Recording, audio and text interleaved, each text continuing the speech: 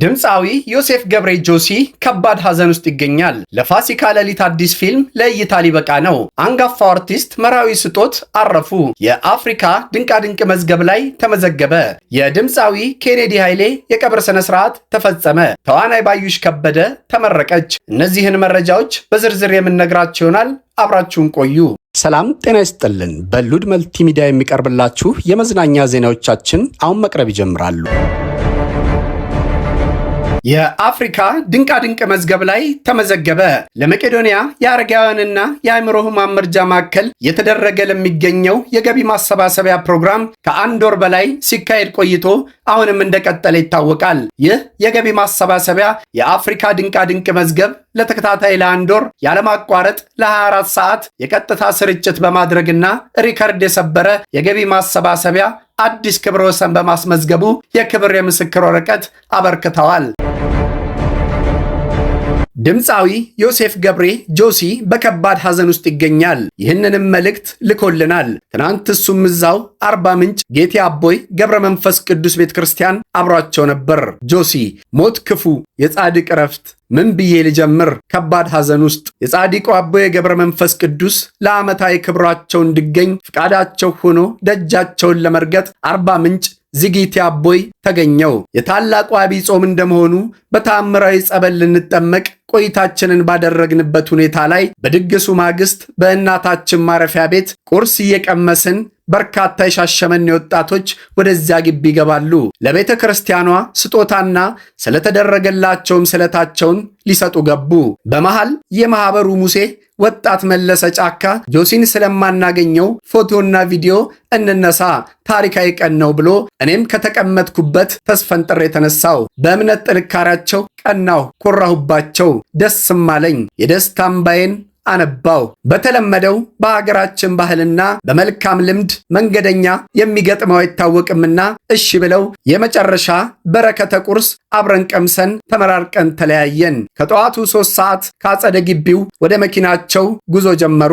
አመሻሹ ከቀኑ 11 ሰዓት ተኩል ላይ ወላይታ ሶዶ በዴሳ ወንዝ ሲደርሱ መኪናው ፍሬን በጥሶ ከተሳፋሪዎቹ መካከል የ15ቱን ምዕመናን ሕይወት ማለፍ ሰማን። እጅግ ልብ ይሰብራል። ማመን ከበደኝ። እነዛ ድንቅ ባለጽናት ኦርቶዶክሳውያን ለካስ ጆሲን ስለማናገኘው ፎቶና ቪዲዮ እንነሳ ታሪካዊ ቀን ነው ያሉት ለካስ እስከ ወዲያኛው ስንብት መሆኑን ስረዳ ሞት ክፉ ብዬ መሪር ሐዘን ተሰማኝ። ለቤተሰቦቻቸው፣ ለጓደኛቸው፣ ለወዳጅ ዘመዶቻቸው እንዲሁም ለመላው ኦርቶዶክሳውያን መጽናናትን ይስጥልን። ድምፃዊ ዮሴፍ ገብሬ ጆሲ።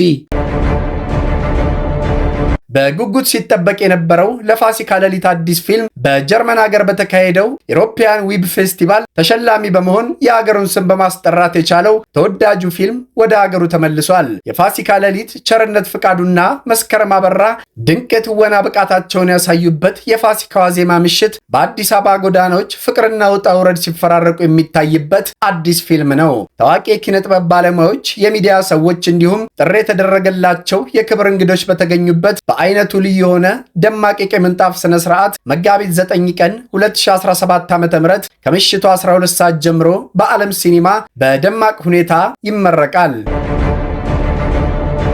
አንጋፋው አርቲስት መርዓዊ ስጦት አረፉ።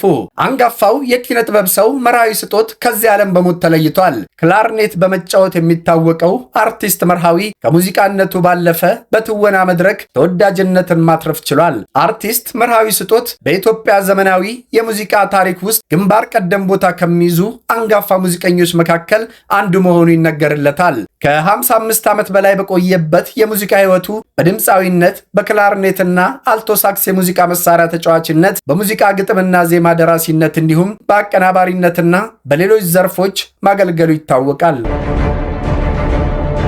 እንኳን ደስ አለሽ! ተዋናይ ባዩሽ ከበደ በቢዝነስ አድሚኒስትሬሽን መመረቋን ስትገልጽ ተመስገን፣ ነገርን ሁሉ በጊዜው ውብ አድርጎ ሰራው በማለት አምላኳን በማመስገን ጀምራለች።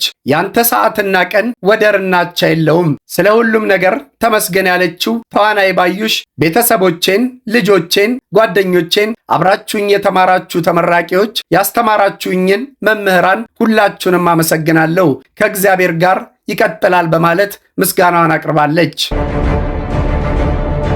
የድምፃዊ ኬኔዲ ኃይሌ የቀብር ስነ ስርዓት ተፈጸመ። ኪዳኔ ኃይሌ ጸባዬ ሸጋ፣ ቀልድና ጨዋታ አዋቂ፣ የኩናማ ዜማና ግጥም ድርሰት ከፊት የሚቀመጥ በተጨማሪም ድምፃዊና ሳክስፎኒስት ነበር። ቤተሰቦቹን ጥየቃ ሽራሮ በሄደበት ባደረበት ህመም በሕክምና ሲረዳ ቆይቶ መጋቢት 6 ቀን 2017 ዓ.ም ሕይወቱ አልፏል። ኤልያስ መልካ በቅንብር የተሸለመበትን የኩናምኛ ዘፈን ድርሰት ግጥሙን የጻፈው ዜማውን የደረሰውና በድምጽ ያቀነቀነው ኬኔዲ ነበር። ድምፃዊ ኬኔዲ ኃይሌ ኡማኒዳ ጉዳ የተሰኘውን የኩናሙኛ ሙዚቃው በርካቶች ዘንድ ይታወቃል። የድምፃዊ ኬኔዲ ኃይሌ የኩናማ ሙዚቃ ኤልያስ መልካ ካቀናበራቸው አልበሞች በፍቅር የሸፈተ አልበም ውስጥ የሚገኝ ሙዚቃ ነው። በ1956 ዓ.ም የተወለደው ኬኔዲ ኃይሌ ባለትዳርና የወንድ ልጅ አባት ነበር። ተመልካቾቻችን ለዛሬ ያዘጋጀንላችሁ የመዝናኛ ዜናዎቻችን እነዚህን ይመስላሉ። በሌላ አዳዲስ የመዝናኛ ፕሮግራሞች እስክንገናኝ ቸር ቆዩልን።